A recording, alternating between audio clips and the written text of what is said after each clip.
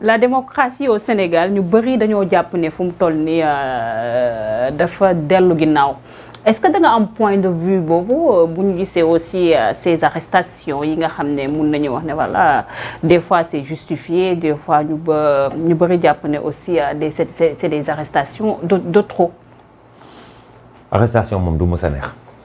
Pour dire vrai, une arrestation, ça fait jamais plaisir. Ouais. Et il faut se mettre à la place de celui qu'on a arrêté, mais surtout aussi de sa famille.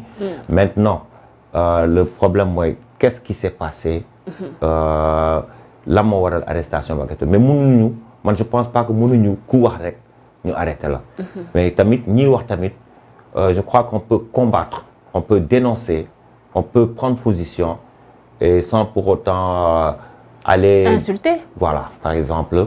du lu ñuy rafetlu quoi xam nga mais xam nga yenn saa gars am na fu ñuy toll je n'excuse pas ça mais am na fu ñuy toll dañuy mer ba seen yaram day tàng surtout quand c'est des lives après day ñëw nii naturellement lu ñu yàgg denc la kii nii donc man li may xalaat mooy ne rek pour nañu am plus de maîtrise parce que sinon dafay mel ni nga tabax ba mu nice gars yi ne nice na rek nga dynamiter si suuf boum mu kii nii te ñu bëri dañuy profiter si loolu pour jéem la yàqal surtout su fekkee ne da ngay wax ay dëgg. dañu naan voilà gis ngeen kii dafa wax kii ne ku ñàkk teggin la xam nga. ku yaru dikku la léegi voilà quoi et je crois que la vérité en règle générale la vérité ne doit pas être partisane. La vérité n'a pas de couleur, elle n'a pas de race, elle n'a pas de religion, elle n'a pas d'obédience ou d'appartenance politique. La vérité, elle est là, elle est divine et c'est pour les êtres humains. ku wax dëgg saa waay bu dee dëgg rek nga wax gars yi lu ñu la compte bu ñu weetee xam seen bopp. Voilà. Récemment yéen ak ñenn acteurs culturels demoon ngeen président de la République Macky Sall recevoir woon na leen. ci seen initiative boobu taaru Sénégal. mais taaru rap gaaru Sénégal. mais dañoo gisoon ay critiques yu bëri par rapport à cette audience du président de la République mais voilà peut-être ku mel ni comme Dieguiti ñu bëri rafetlu woon nañ aussi présence am ndax kàddu yi nga xam ne yëkkati woon na ko naka nga gisee woon mun nañoo wax ne carrément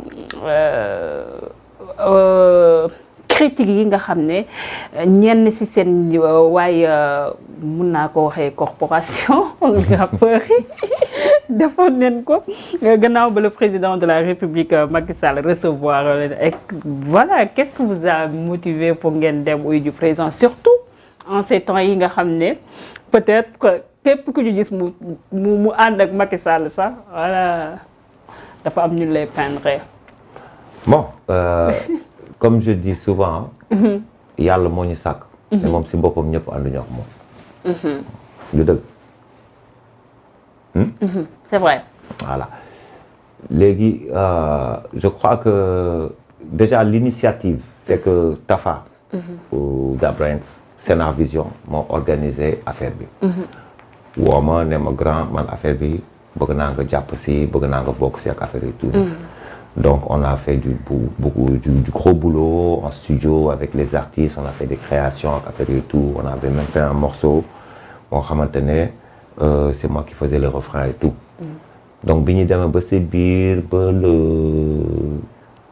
je crois que c'était le jour même du concert ay booru 15 heures il m'a appelé Tafa m'a appelé pour me dire grand ma ne ko oui mu ne ma bon il y a le président qui veut nous recevoir ma ne ko ah oui mu ne oui il veut recevoir le théâtre ma ne ko mais vas-y c'est ton projet c'est ton kii mu ne ma non du rafet bëgg naa vraiment nga gunge ma te bëgg naa suñ demee xam nga voilà quoi ñu waxtaanal ak moom xam nga si dëkk bi ak affaire yi tout ni quoi après mu ne ma il faut nga ñëw parce que depuis le début yaa ma siy jàppale quoi et bëgg naa gars yëpp tamit ñëw quoi ma ne ko à quelle heure mu ne ma 17 heures il m'a appelé il était 15 heures donc je suis allé chez moi me changer ñëw mais c'est une bonne occasion parce que président aussi institution la nga ànd ak moom nga contre ko munoo si dara mooy président ba mandat am jeex bu la woowee yow nga am yoo xamante ne par exemple neexul si dëkk bi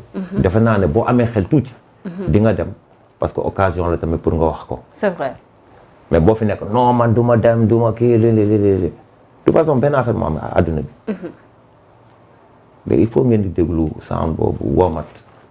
boo defee ñu wax. boo defu ñu wax.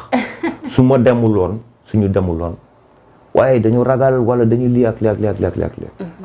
soo demee way fii lañ forki nii saa waay tant que yaa ngi calculer que tant que yaa ngi bëgg ñëpp d'accord ak yow. doo ma sa def dara si àdduna. président su ma woowoon léegi nii nee ma dafa am lu ñu bëgg a waxtaan damay dem dima déglu ko. ma wax ko suma xalaat après ma continuer dem def sama liggéey dox sama dox dem toppatoo sama famille.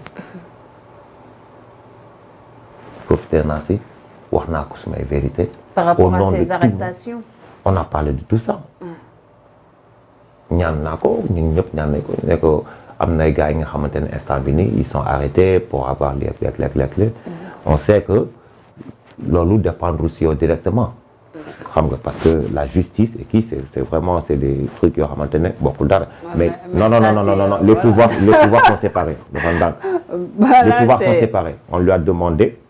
ne ko ñun mënuñu ñëw fii kii suñu ay morom suñu ay xarit ay activistes ay rappeurs ay kii nii nekk seen situation voilà c'est duñ si wax ñooñu kenn si ñoom waxuñu nag pour muy leer personne d'entre eux ne nous a demandé pour ñu wax président quoi que ce soit. déjà Karim moom précisé woon na ko si postam. ok donc c'est tant mieux. waaw précisé woon na ko. waaw précisé woon na ko si page Facebook am.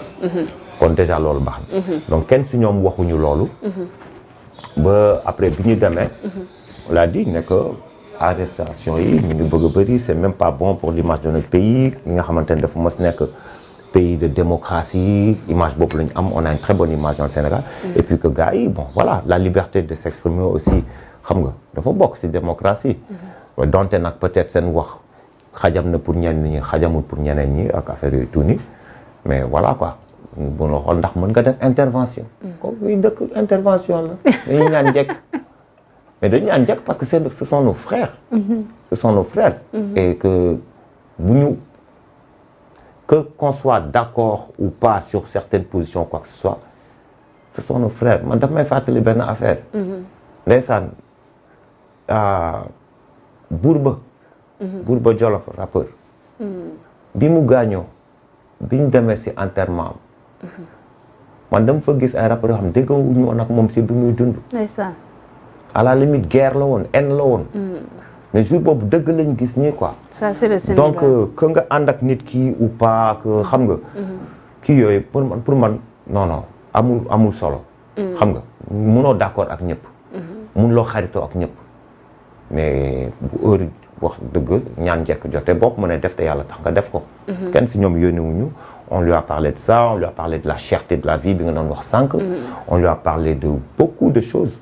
parce que bu ñu fa demoon man je l'ai dit carrément bu ñu ñëwee ba fii wax ak yow ci affaire culture affaire suñu musique ak affaire événement bi nii rek dem si ñoom ce serait égoïste de notre part. mënuñu ñëw ba fii janoog yow te duñ la wax dëkk bi fi mu toll. duñ la wax nit yi li ñuy dund ak li ñuy yaakaar. c'est vrai ak li ñuy xaar ci yow ci nguur gi ak affaire yooyu tout donc on lui a dit il a pris note. bon comme ni ñu koy waxee rek suñu jaan wàcc na et on continue le combat. ñun fii à notre niveau chacun fait travailler des gens. donc c'est vrai et le troisième mandat qu'est-ce que ça vous inspire? on lui en a parlé il a souri il a pris note il a dit dina ci wax. vous êtes pour ou contre? je crois que quand on combat une chose pour après venir l'imposer il y a contradiction. je crois que xeexoon na ko fii. je ne comprends pas tey jii ni choix boobu. et que je vois que beaucoup de la majorité presque des gens en tout cas avec qui j'en parle sont carrément contre. Moi je ne peux pas défendre l'indéfendable. Honnêtement je peux pas défendre l'indéfendable. Et d'autant plus que je n'ai honnêtement aucun parti politique. Je ne suis d'aucun parti politique.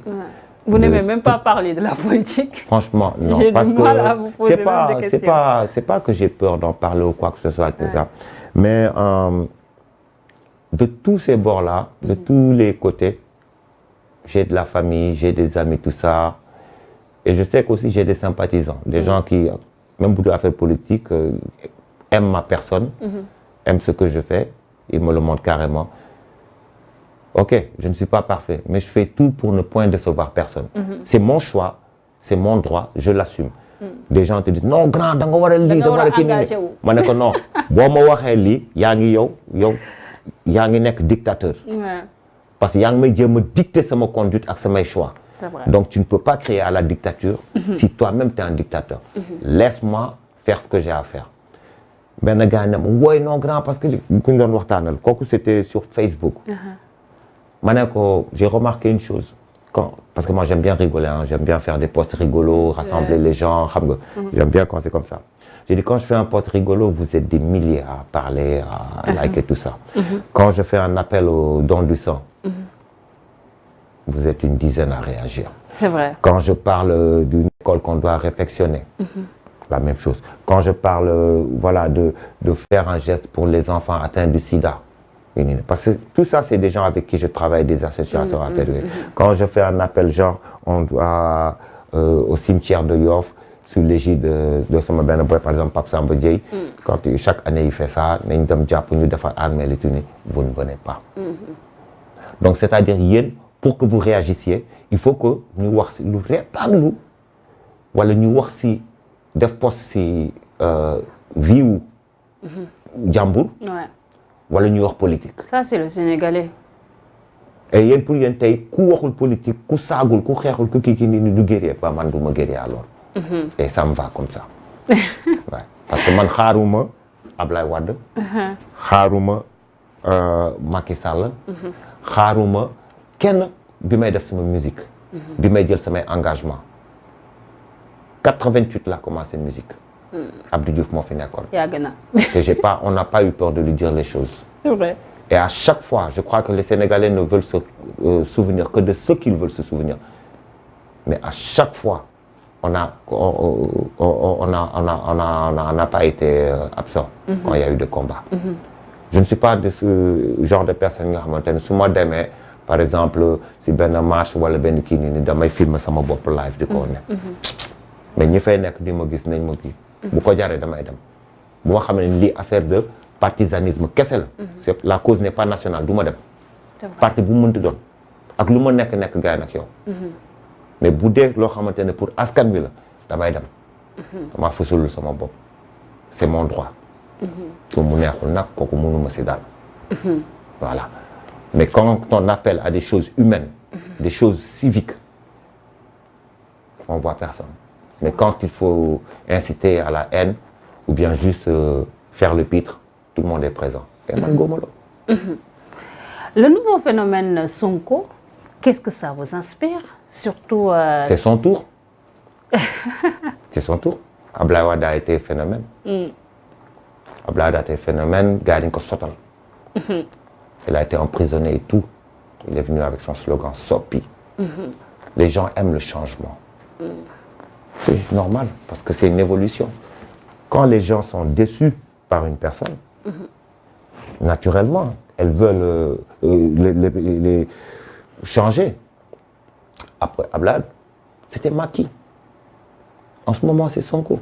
Chacun, la vie, c'est un livre. C'est un livre et chacun a sa page. Chacun a sa page. Sonko, il est jeune, il est fougueux. Il suscite de l'espoir. Pertinent. Voilà. Chez des milliers de gens.